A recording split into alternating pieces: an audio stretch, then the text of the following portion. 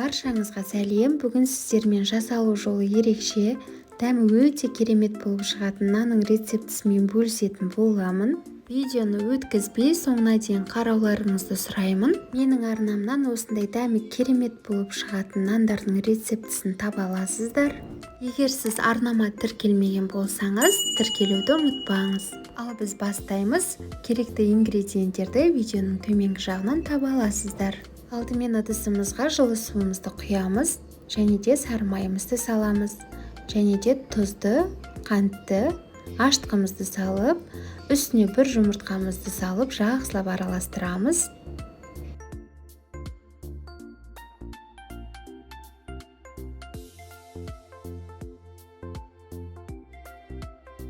Араластырып болған соң, електен өткізе отырып, ұнымызды салып, жақсылап қамыр илейміз.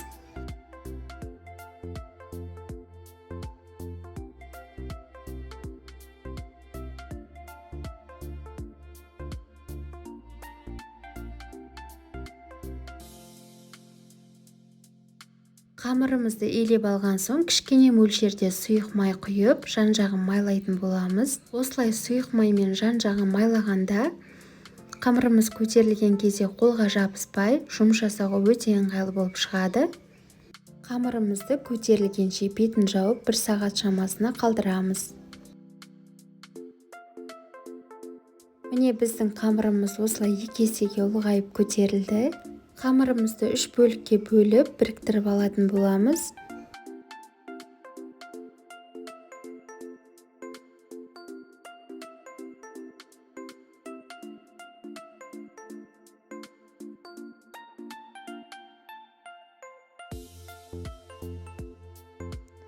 Артық қамырларымызды осылай бетін жауып, ауа өткізбейтіндей етіп қоямыз. Бір бөлік қамырымызбен жұмыс жасайтын боламыз. Видеода көрсетілгендей етіп, қамырымызды қолымызбен ұзынша етіп созамыз. Және де осылай пішінге келтіріп аламыз.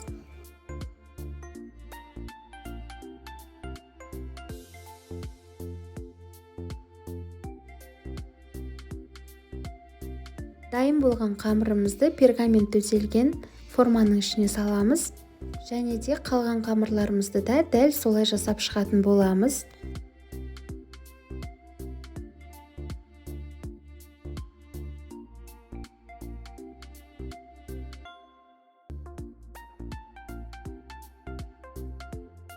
Дайындап алған қамырларымыздың үстіне кішкене мөлшерде осылай ұн себеміз. Ас үйге арналған қайшының көмегімен видеода көрсетілгендей етіп қиып шығамыз. Дәл осы сәт маған ұнайды, осы өте әдемілік береді, өте ерекше болып көрінеді. Қалған қамырымызды да дәл солай кесіп шығатын боламыз. Қамырларымыздың барлығын осылай кесіп дайындап алған соң, үстіне жұмыртқаның сарысы мен кішкене мөлшерде сүтті араластырып, үстіне жағып шығатын боламыз.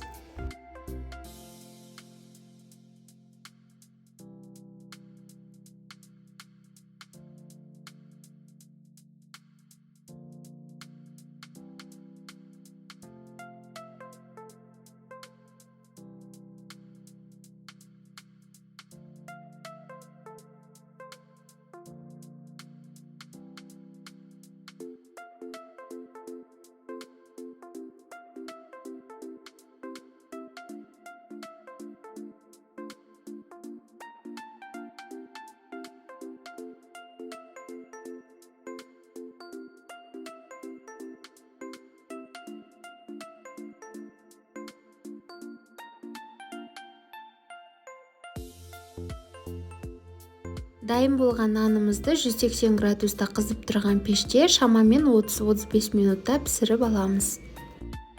Мінекей біздің нандарымыз дайын болды, өте керемет, дәмі де өте тамаша болып шығады.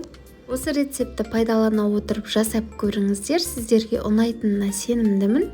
Дастарханның көркін ашады. Сіздерге арасын бөліп көрсетейін. Міне қараңыздар, өте нәзік, жұмсақ болып шыққан. Егер сізге видео рецепт ұнаса, менің арнама тіркеліп кетуді ұмытпаңыз. Назарларыңызға рахмет. Сіздермен болған Дәметкен.